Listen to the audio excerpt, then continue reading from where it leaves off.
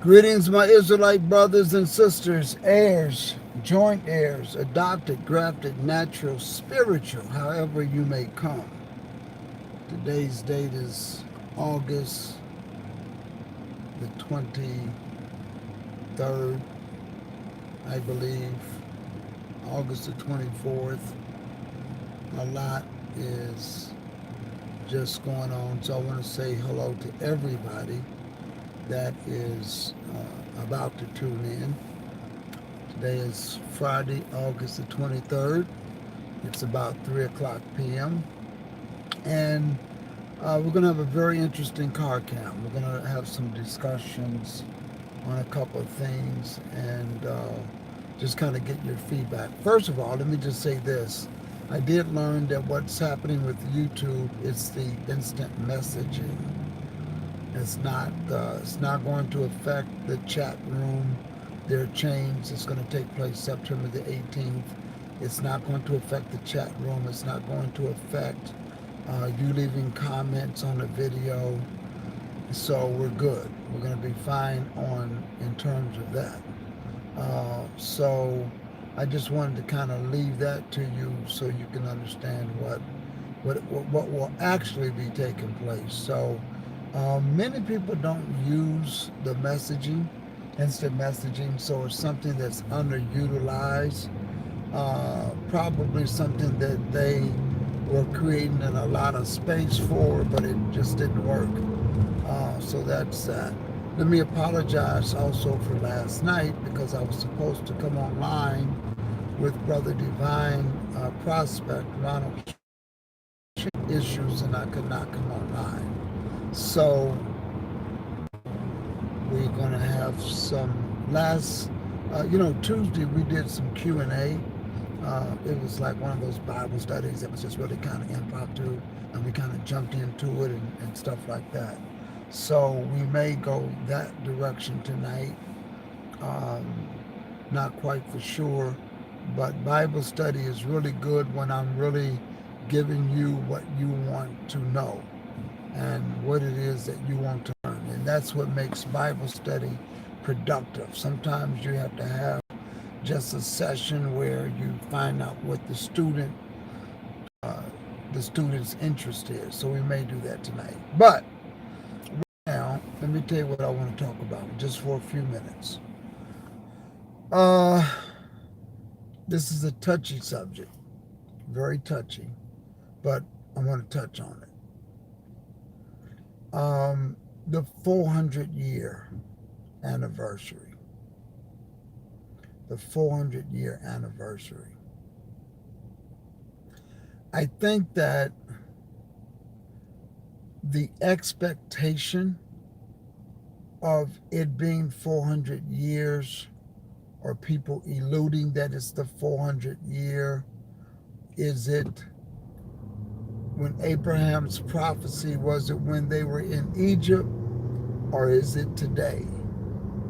Was it Egypt or today?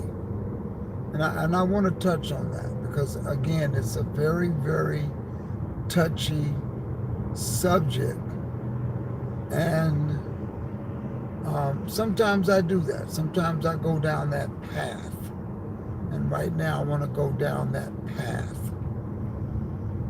Abraham told the children of Israel that they were coming to a land and that they would be in bondage for 400 years. A lot of people look at America as being that bondage that Abraham was talking about and not Egypt. And I want to do some comparison and contrast just to get your mind thinking. When the children of Israel were taken into Egypt, at the end of their 400 years, because it was 400, there was an immediate release. Immediately, they were no longer in bondage.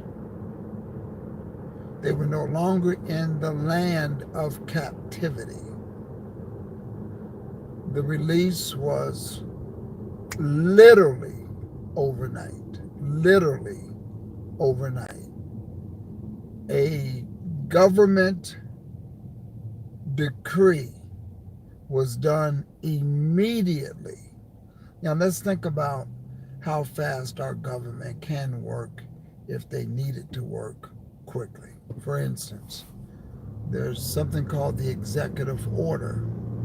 An executive order, a president can do certain things within certain parameters based upon what they call a executive order or a decree or a state of emergency. They're allowed to do certain things, and they don't need what we call congressional approval. Now, of course, the government and how it operates today was totally different than it was in Egypt time. Because number one, it's a different time, different country. The point I wanted to make that it doesn't take long to make something immediate, even in the United States. That if the government declares something to be a state of emergency, such as the wildfires in California, an earthquake, a hurricane, a tornado, the moment the government declares a state of emergency, it immediately activates resources, both financial, human resources, and a series of other things, just by saying, I declare a state of emergency. In the situation of today, 3 days ago, August the 20th, was supposed to be the 400th anniversary. Came up with August the 20th because in August the 20th, in Virginia, the first recorded slave ship landed. And so people say that this is the 400th year. And it's a milestone. There's an expectation that certain things are supposed to activate. And people were probably looking for something to activate. You're in the land of captivity and you're going to be released. The issue is that what people are expecting today was not like what happened in Egypt. What happened in Egypt when the 400 years came that they were in bondage, because that's what the Messiah told Abraham, they were instantly, action was instant. Freedom was instant. Departure was instant. Spoiling the children of Israel was instant. They walked out. They left out. They were told, eat with your loins girded, your shoes on your feet, your staff on your hand. Leave now. They did. Okay? So this is what was recorded. August the 20th, fast forwarding to 2019, nothing has really transpired. Nothing has really taken place. And I'm not saying that there's not a connection, because I believe prophecies to be dual. I do. I believe them to be dual. But has freedom taken place? Are we still in the land of captivity? There's a couple of tests that you can do to see if you're in the land of captivity still. Can you freely worship on the Sabbath? Can you freely worship? That's the only one that we even really have to deal with. If you wanted the Sabbath off and you're free, can you walk into your employer and say, I want the Sabbath off? It's been 400 years of slavery and we're free. Now, this thing hit me yesterday and last night and today. So I thought I'm only asking questions that are legitimate. Legitimate. If you cannot take off on your job, if you have to work on the Sabbath right now, and if you can't go in and say, I'm no longer working on the Sabbath, because then you are truly no longer in the land of captivity. And I don't think that's the case yet. So could, maybe, perhaps, a whole litany of things may be taking place.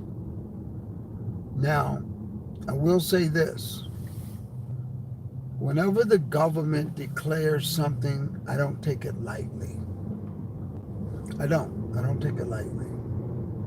Because for the first time that I know of, the government has declared this to be an anniversary. Not 400 years in captivity, but simply an anniversary. Anniversaries work different from birthdays. In 1619, the first ship could have came here. However, the 1 year anniversary would be 1620. That's a fact. So if you were born in 2019, you would not be 1 year old until 2020. If you were born in 2019, in the year, let me back it up a year. If you were born in 2010, you wouldn't be in 2010 and 2100. You'll be 99 years old. You would not be 100 until the year 2111. It's just like today. Somebody that's born in 1950,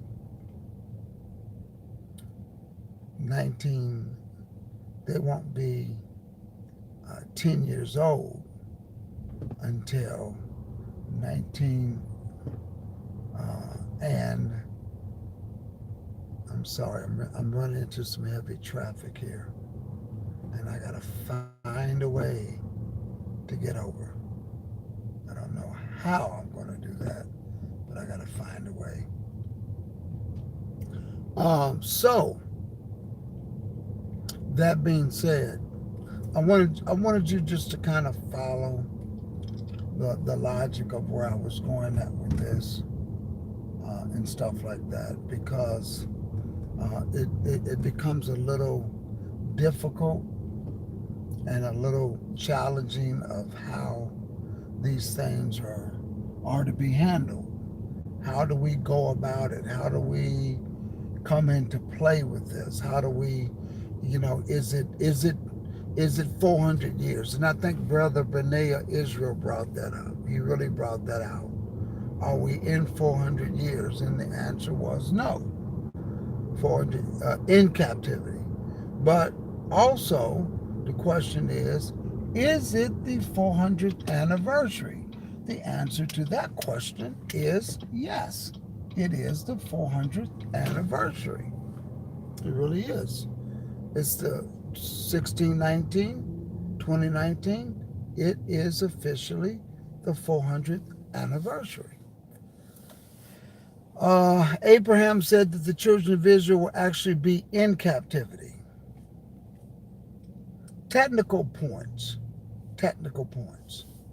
But the president signed a House bill resolution um, indicating and recognizing that this is a 400 years. So a lot of people looked at this, they looked at 1619, and they really went into a span 20 August the 20th. Um, but it's been 3 days. Nothing miraculous has happened. We still can't go in and say, I'm taking the Sabbath off from here on out, those that have to work on the Sabbath. So are you still in captivity? Yes, you're still in captivity. What does that mean? What does the 400th anniversary, does it have a biblical reference? These are questions I'm just throwing out. I'm not telling you in terms of a debate. Um, I'm asking these questions because if you exclusively say that the 400 years that Abraham was talking about was in America, um, then did anything miraculous happen on August the 20th? Today's the 23rd. Has anything miraculous happened? Okay. Um, are you still in captivity? Are you still at freedom?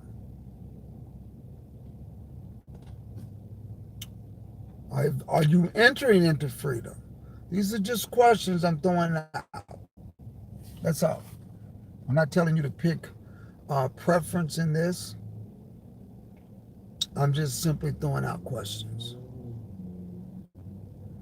And I'd like to get some of your response. So let's see here. What do we have here? I don't want to hide the chat. I want all the messages to be visible. So, Heartbeat 1555 says, the judgment of this nation shall come first. Okay, but we're 400 years, August the 20th. Did judgment come on Egypt first? Yeah, because Egypt, yeah, because Egypt was a little hard. He hardened Pharaoh's heart, but still, it came right away. Reginald Heath says, we will be in captivity until the Messiah returns. Sister Show Yolo says, only the Most High knows when change will come. Okay? But this is the 400th anniversary that a lot of groups are saying the one in Egypt is not the prophecy of Abraham. It's today. So that's why this has to be a subject for discussion, because August the 20th, something should have happened. It did in Egypt. On Abib the 14th, that was the first Hebrew month, he told Abraham, he said, listen, this month will be the beginning of months to you. On the 10th day, I want you to get a lamb. And I want you to take that lamb and I want you to keep it until the 14th day, and I want you to kill it. And take the blood of the lamb and put it on the doorpost. And I'm coming through, and when I see the blood, I'll pass over you. And then in Numbers 33:1, it says they departed from Ramesses to Succoth on the 15th day of the first month. So the very next day, they left out of Egypt. Very next day, on the day of unleavened bread, they left out. So my question is, and recorded in the scriptures, they were in Egypt a total of 430 years. Then somebody else says, well, Abraham prophecy had nothing to do with Egypt, because the scripture says that they were there for 430 years, not 400. But we do agree that we do agree that Israel was liberated from Egypt. Whether it's 400 or 430, they were liberated. And I have an answer for the 430 in a second, why it's 430. But my question is, were they not in fact liberated all at once in one day? Freedom is not a process. Freedom is an event. Okay? When you're in court and somebody is released from prison, it's not a process. It is an event. When the parole board frees you and they say, you're free to go, we're going to accept your probation or your parole, we're going to do the paperwork, it's an event that is immediate. I've never been in that situation, but I'm just simply saying it's an event. It doesn't take 6 months to release somebody. It doesn't take a week. Okay? During the Emancipation Proclamation in 1863, I believe the date was January the 3rd, if I'm not mistaken, in the dead cold heart of winter. Once the Emancipation Proclamation was signed, word went out so quick. They had postal people who rode fast on horses, and they went through. And the gates on plantations were open, and they were told, you're free. Go. You don't have to stay here anymore. Dead hard wintertime. People walked out. They were happy. They grabbed up everything and they walked right out. Right off the plantation. Dead cold wintertime. No 40 acres, no mule. You're free to go. And Massa said, you know what? Let's just leave the gates open. A few days later, people came right back home. They went right back home. So what I'm saying is, I want us to think. I'm only giving you thoughts to think and to ask yourself a question so we can look at this from a proper perspective. And that's what the purpose of this YouTube. It's not to say that I'm exclusively looking at Abraham's vision from an Egypt 400 year, or I'm looking at Abraham's prophecy from a United States 400 year. I'm simply asking questions for you to take into consideration when it comes to events. That's all.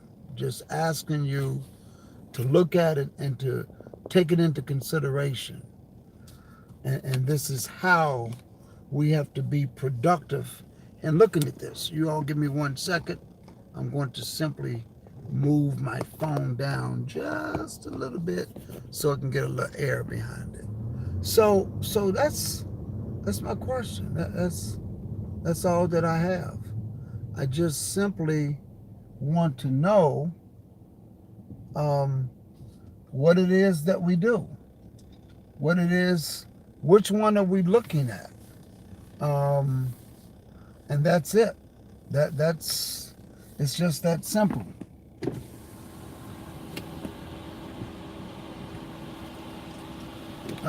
It's just that simple as to what I'm looking at. I just want to know What time period are we in? Is it dual prophecy? That's another one to throw out. Is it dual prophecy? We're still here. Is it dual prophecy? Could it have meant something else? And let me just say this. Because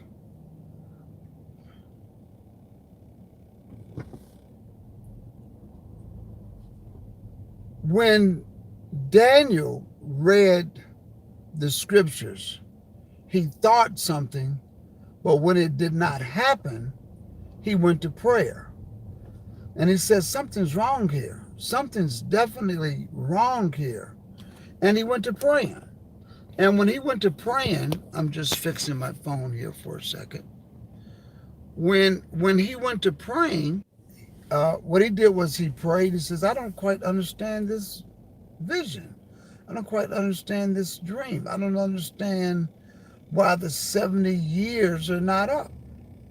So the question is, could the 400 years that Abraham was talking about, could it have really been for the time of when they were in Egypt?